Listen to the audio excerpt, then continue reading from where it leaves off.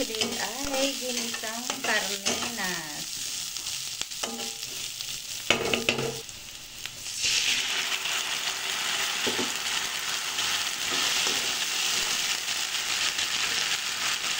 Hindi tayo maglalagay dyan ng tubig kasi ang ilalagay ko ay upo. So, yung upo, nagtutubig kasi yan.